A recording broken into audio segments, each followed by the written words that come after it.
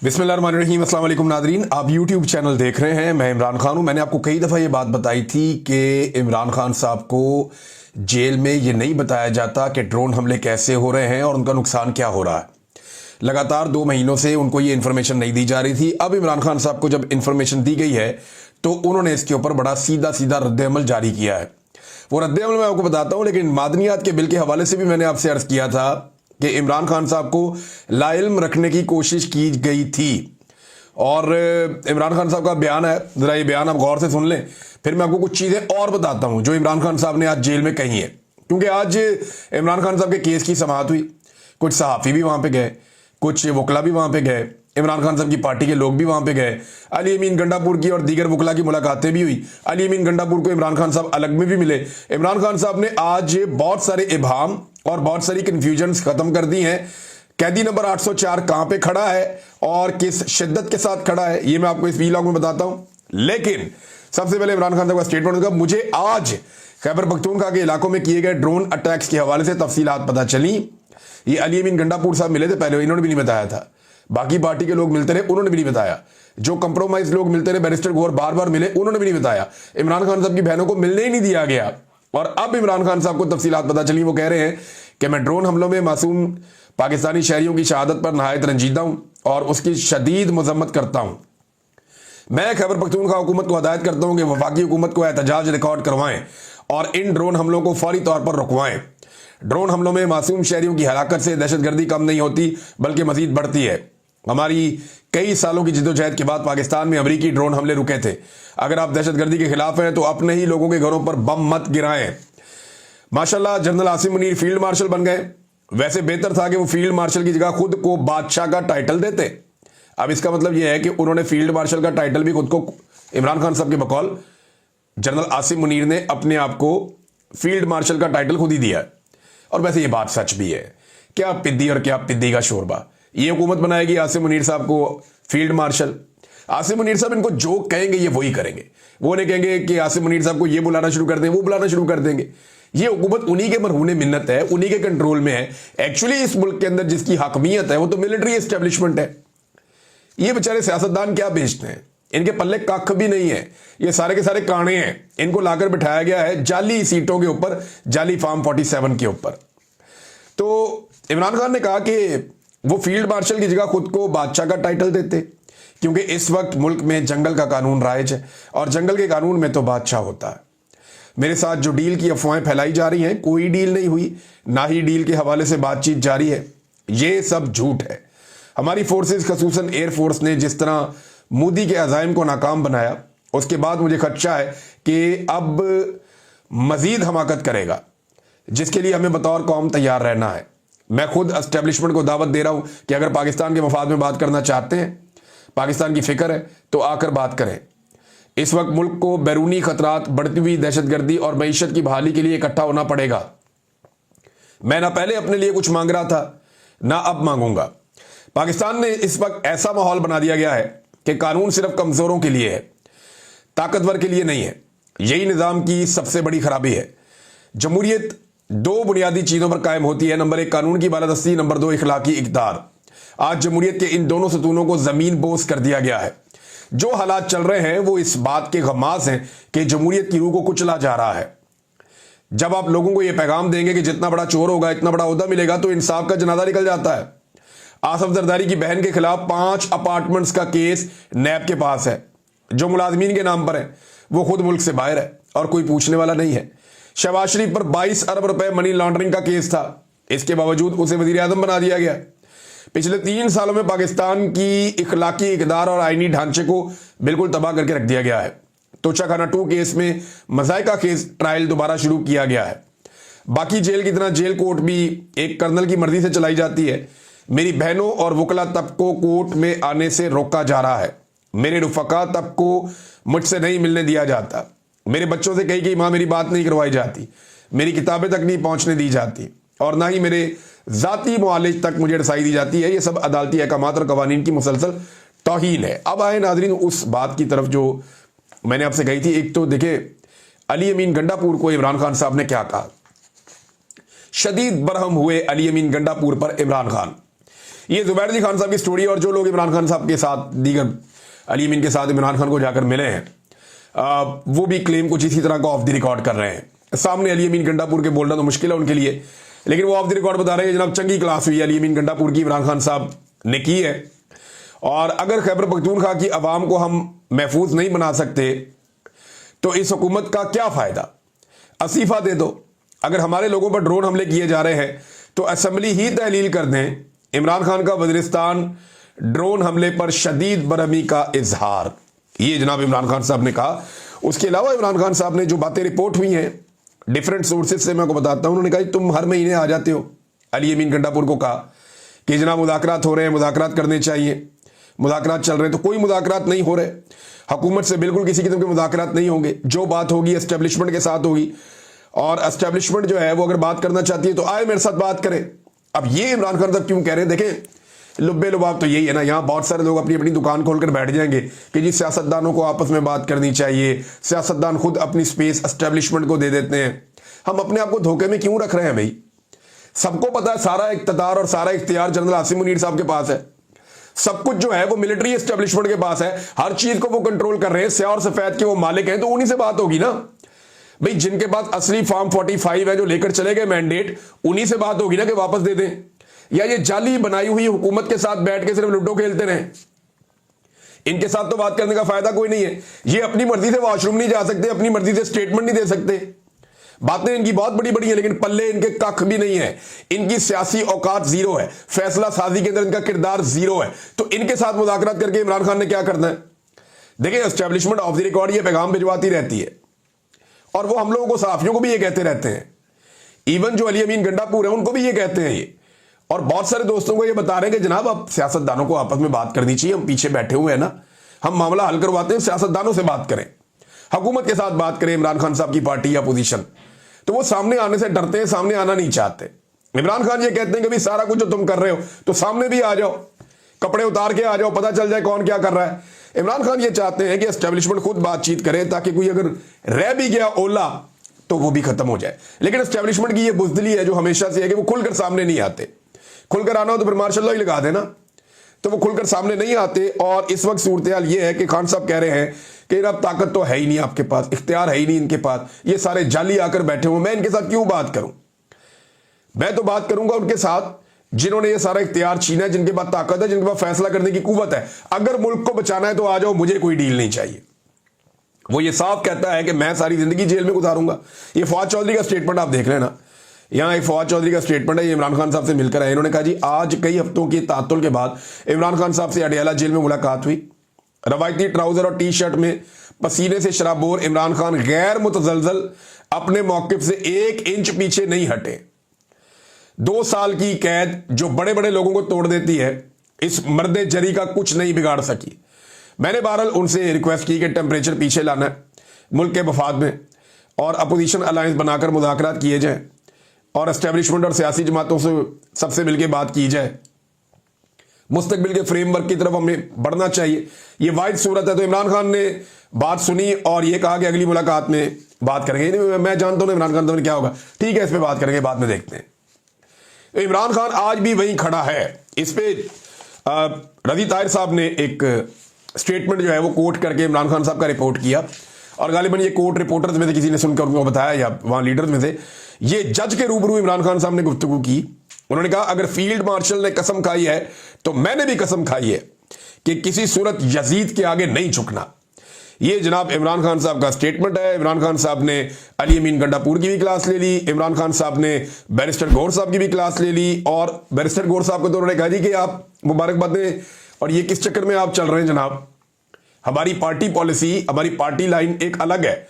और इमरान खान की बहन ने भी बाहर आकर कहा कि जो पार्टी की पॉलिसी है वो कोई और नहीं देगा, वो इमरान खान साहब देंगे, और वो बताएंगे कि एक्चुअली पार्टी करना क्या चाहती है और पार्टी ने करना क्या है। अलीमा खान साहबा ने बाहर आकर क्या क्या कहा, ये कुछ चीजें मैं आपके सामने रखता हूं। एक, उन्होंने कहा मईशत, दहशतगर्दी और मोदी के खतरे की वजह से इमरान खान ने कहा कि मैं एस्टेब्लिशमेंट को कहता हूं कि आए बात करें, मैं बात करने को तैयार हूं। उन्होंने ये नहीं कहा कि मेरे दरवाजे खुले हैं, लेकिन पाकिस्तान के लिए बात करने को तैयार हूं। नंबर 2, इमरान खान ने आज कहा है कि जो एक कैदी की सहूलियत होती हैं वो मुझे नहीं दी जा रही। मुझे मेरा कानूनी हक नहीं दिया जा रहा। 8 दिन पहले 11 किताबें भेजी गई, लेकिन अभी तक इमरान खान को फराहम नहीं की गई। 8 महीनों में सिर्फ एक दफा बच्चों से बात करवाई गई, जो कि 3 महीने पहले की गई थी।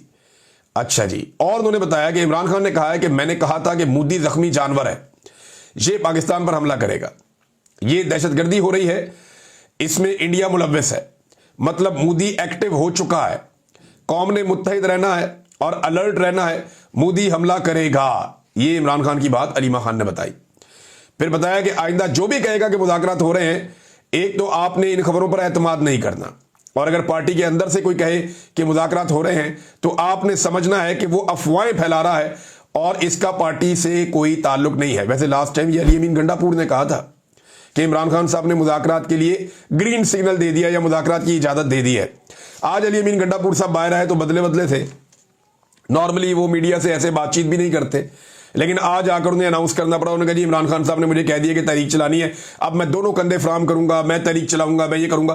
तो जो अंदर इमरान खान साहब ने किया इन सब के साथ, यानी ये वो इमरान खान है जिसकी पार्टी है, उसका कंट्रोल है, ये सारे इमरान खान साहब की वजह से इक्तदार में बैठे हुए आकर। और एक आदमी जिससे पूरी कौम ने उम्मीद बांधी हुई है, उस आदमी को उन्होंने जेल के अंदर बंद किया हुआ है। और ये जो सियासतदान है, ये बाहर अपनी मौज मस्ती की जिंदगी गुजार रहे हैं, इन्हें परवाही कोई नहीं, ये अपने इक्तदार के नशे एंजॉय कर रहे हैं और स्टेटमेंट्स ऐसे देते हैं जैसे एक इधर का स्टेटमेंट देता है, एक उधर का देता है। इमरान खान की पॉलिसी को फॉलो कोई नहीं करता, 2-2 महीने उसकी मुलाकातें रोक देते हैं, ये वहां भी कुछ नहीं करते। तो आज इमरान खान साहब ने चंगी क्लास ली है, अली अमीन गंडापुर साहब की भी और बैरिस्टर गौर साहब की भी। मुख्तलिफ जो रिपोर्टें उनके मुताबिक जो लोग क्लेम कर रहे हैं, उन्होंने जो बताया उसके मुताबिक मैं चीजें आपके सामने रख रहा हूं। फिर नईम हैदर पंजूता साहब ने इमरान खान साहब से पूछा कि 6 मई को आपकी मुलाकात हुई थी, तो उस पर इमरान खान साहब ने बताया कि किसी से कोई मुलाकात मेरी नहीं हुई। तो ये तरदीद भी आ गई कि इमरान खान साहब की कोई मुलाकात हुई थी, उन्होंने इसके ऊपर तरदीद कर दी है। लेकिन दूसरी तरफ से वो अभी भी बज़िद हैं, जिन लोगों ने ये खबर दी हुई है या जिन लोगों ने ये खबर फैलवाई है कि जनाब इमरान खान साहब से बात तो हुई थी। और वो एक्चुअली मामला ये था, जो अभी 1-2 और दोस्तों ने मुझे बताया, उन्होंने कहा जी एक्चुअली मामला ये था कि जंग की सूरत में इमरान खान साहब को सिक्योर करने के हवाले से उन तक कोई इंफॉर्मेशन पहुंचाई गई थी और उन्हें एक ब्रीफिंग दी गई थी और उसमें इमरान खान साहब से रिक्वेस्ट की गई थी कि आपने कोऑपरेट करना है। लेकिन इमरान खान साहब की जानिब से या उनकी पार्टी की जानिब से इसमें तरदीद आ चुकी है। तो जब उन्होंने कह दिया कि नहीं हुआ, तो जब तक दूसरी साइड या पाकिस्तान की एस्टेब्लिशमेंट या डीजी आईएसपीआर खुद आकर नहीं कहते कि वाकई में इमरान खान साहब से 6 मई 7 मई को कोई मुलाकात हुई थी, तो तब तक तो अभी हम कुछ नहीं कह सकते, क्योंकि एक पार्टी ने बात की, दूसरी पार्टी तो बात करती नहीं, सामने आती नहीं। तो जिस पार्टी ने बात की उन्होंने कहा जी मुलाकात हुई नहीं, अब दूसरी पार्टी आकर क्लेम करे तो फिर ही बात आगे बढ़ेगी, वरना ये बात यहीं पे रुक के खत्म हो जाती है। अब नाज़रीन, एक और स्टेटमेंट है जो इमरान खान साहब ने दिया, मल्टीपल स्टेटमेंट्स हैं, और उन्होंने कहा जी कि खैबर पख्तूनख्वा में लंगड़ी लूली हुकूमत के बजाय आप इस्तीफा दे दें या असेंबली तहलील कर दें। इसको इमरान खान साहब ने इसको तरजीह बनाने का कहा। उन्होंने कहा आईजी तो तुम कर नहीं सकते अपनी मर्जी का चेंज, तो ऐसी हुकूमत का क्या फायदा, ये भी ताना इमरान खान साहब ने दिया। शेख वकास अकरम साहब के हवाले से मुझे एक सहाफ़ी ने बताया कि उनके हवाले से इमरान खान साहब ने कहा कि वो पेशावर से क्यों नहीं बाहर निकल रहे, अगर वो सूबे से बाहर नहीं निकलते तो फिर चेंज किया जाए ये जो ओहदा है इंफॉर्मेशन सेक्रेटरी का, कि शेख वकास अकरम साहब प्रेस कॉन्फ्रेंस नहीं कर पा रहे, सामने नहीं आ पा रहे, खुलकर पार्टी का बयानिया नहीं बयान कर पा रहे, तो ट्वीट करने से तो पार्टी नहीं चलती ना। तो इस पे भी इमरान खान साहब ने तनकीद की। बैरिस्टर गौहर साहब के मामले में, शेख वकास अकरम साहब के मामले में, अली अमीन गंडापुर साहब के मामले में इमरान खान साहब ने बड़ी क्लैरिटी के साथ इनके सामने चीजें रखी और बड़ी सख्ती के साथ अपने मौक़िफ़ को दोहराया है। अब नाज़रीन, जो टिकटॉक हुकूमत है ना, ये जाली फॉर्म 47 के ऊपर बनी हुई वज़ीर आला, इन्होंने कहा कि जी 9 मई को जो है वो ज्यादा नुकसान हुआ पाकिस्तान का, और भारत ने जो हमला किया ऑपरेशन सिंदूर में, वो पाकिस्तान का उतना नुकसान नहीं हुआ। मोदी की मोहब्बत में यह खानदान अंधा होता चला जा रहा है, मोदी के इश्क और उसके प्यार के अंदर ये बाप बेटी जो है वो बहते चले जा रहे हैं। इन्हें समझ नहीं आ रही कि ये अपने यार मोदी को कैसे फायदा पहुंचाएं। यानी अब वो ये कह रहे हैं, यानी इमरान खान से इनका खौफ इतना है, इनको मोदी से डर नहीं है, कैदी से डर है। ये मोदी से नहीं डरते, ये कैदी से डरते हैं। ये मोदी के खिलाफ नहीं है, ये कैदी के खिलाफ है। ये मोदी को पाकिस्तान का दुश्मन नहीं समझते, ये कैदी को पाकिस्तान का दुश्मन समझते हैं। आप अंदाजा करें इनकी सोच का कि टिकटॉकर वजीर आला फरमा रही हैं कि पीटीआई ने ज्यादा नुकसान किया 9 मई को और भारत ने कम नुकसान किया। तो जनाब, मैं चंद चीजें आपके सामने रखता हूं। क्या पाकिस्तान तहरीक इंसाफ ने बहुत सारी मसाजिद तबाह कर दी? क्या पाकिस्तान तहरीक इंसाफ ने पाकिस्तान में दर्जनों मिसाइल दाग दिए? क्या 50 से ज्यादा शहरी और फौजी जवान जो है वो शहीद कर दिए? क्या पाकिस्तान के अंदर बम और ड्रोन हमले किए? क्या पाकिस्तान का पानी जो है वो पाकिस्तान तहरीक इंसाफ ने रोका? कश्मीर में 3,000 से ज्यादा नौजवान गिरफ्तार और गायब कर दिए गए हैं, जबकि 50 से ज्यादा को शहीद कर दिया गया है। ये सारा कुछ जो है क्या पाकिस्तान तहरीक इंसाफ ने या इमरान खान ने किया है? हद हो गई वैसे इनके पागलपन की। एक तो मोदी को बचाने के चक्कर में, दूसरा इमरान खान को लटकाने के चक्कर में ये खानदान अंदाजन तकरीबन पागल हो चुका है। यानी ये स्टेटमेंट पागलपन की हद तक है। कौन देगा ऐसा स्टेटमेंट? यानी कंपैरिजन कर रहे हैं जी, पीटीआई ने ज्यादा बुरा किया पाकिस्तान के साथ, तो फिर 9 मई के बाद आर्मी चीफ को फील्ड मार्शल बना देते आप। अगर वो ज्यादा बड़ी लड़ाई थी तो, अगर वो ज्यादा बड़ी लड़ाई थी तो उसके ऊपर आप ज्यादा, वैसे उस लड़ाई को तो आज तक अपने सियासी फायदे के लिए इस्तेमाल किया गया। लोग एहतजाज करने निकले थे, पाकिस्तान तहरीक इंसाफ कहती है कि सीसीटीवी फुटेज लेकर आए, हमने तो किया ही कुछ नहीं, ना हमारी कोई प्लानिंग थी, और आज तक किसी अदालत में यह साबित भी नहीं कर पाए। यानी कोर कमांडर हाउस के अंदर तोड़फोड़ जो हुई उसको ये जोड़ लेंगे, बहुत सारे मदारिस जो टूट गए, मसाजिद में बच्चे और उस्ताद जो शहीद हो गए, ये उसके साथ जोड़ेंगे। दुश्मन मुल्क ने पाकिस्तान के मुख्तलिफ इलाकों पर हमला कर दिया, उसने मिसाइल दाग दिए, ये उसके साथ जोड़ेंगे। हद हो गई वैसे इनके पागलपन की और दुश्मनी की। ये दुश्मनी है और कुछ नहीं, और ये पाकिस्तान का भला नहीं, नुकसान कर रहे हैं।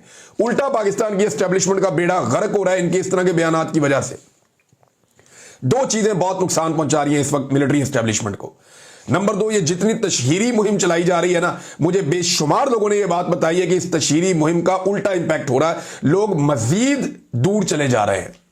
ये सिर्फ नजर आने की चीजें हैं, मीडिया के अंदर एक गिमिक क्रिएट किया गया है, लेकिन पब्लिक बड़ी खाइफ है।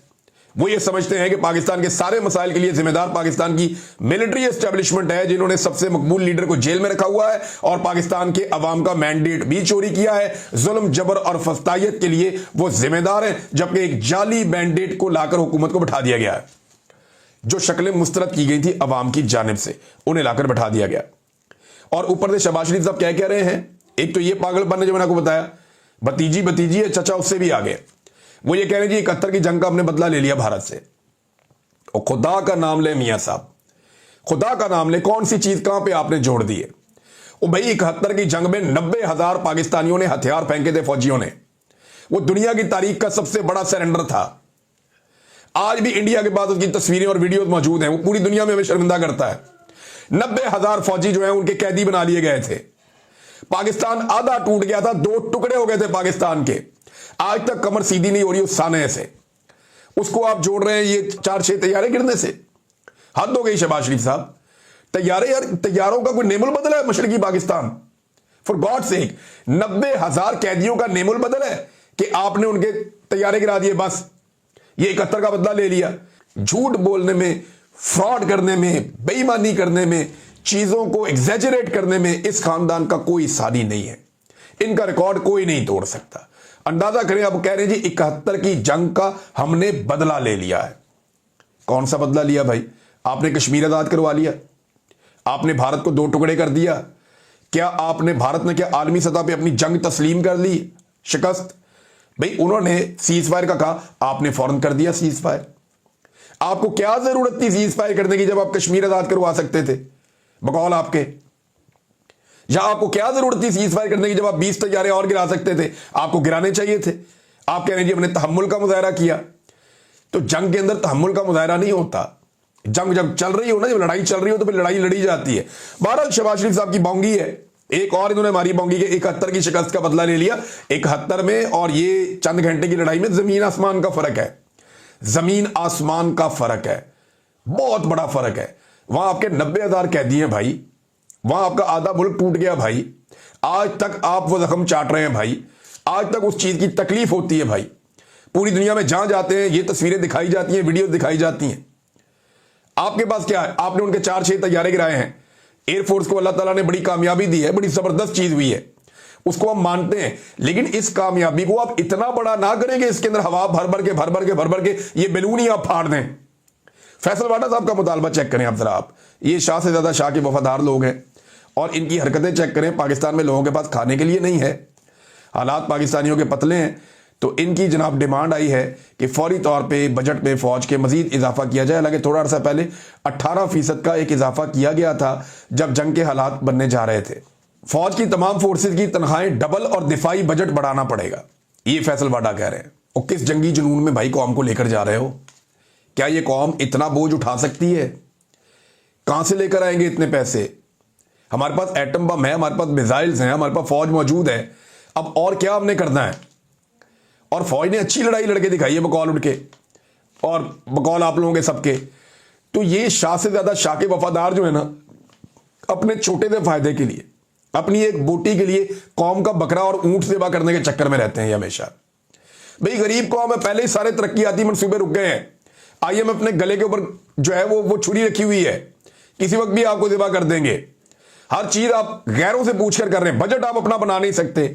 और हद हो गई यहां पे, ये कह रहे हैं जनाब कि अब मजीद बजट को बढ़ाया जाए। तो भाई अगर बजट मजीद बढ़ाना है ना, तो सबसे पहले जी कौमी असम्बली के जो अरकान हैं, जो सेनेटर हैं, जो सूबाई असम्बली के अरकान हैं, ये जितने हुकूमत के अंदर सियासतदान हैं, ये सारे अपने खर्चे छोड़ें। ये जो लग्जरी लाइफस्टाइल है ना, चाहे वो जजों का है, चाहे वो जर्नेलों का है, चाहे वो सियासतदानों का है, चाहे जितने सरकारी मुलाजमीन का है, वो सारा खत्म करवाएं आप। भाई सबसे पहले इनसे मुराद वापस लेना, सबसे पहले इनसे लशपश किस्म की लाइफ वापस लें, फिर आप गरीब आदमी से कहेंगे अपना पेट काट के दो। भाई हमने मजीद दिफाई बजट जो है वो बढ़ाना है। आप पहले कुर्बानी आपको देनी पड़ेगी। अब तक के लिए इतने, अपना ख्याल रखिएगा, अपने चैनल का भी। अल्लाह हाफिज।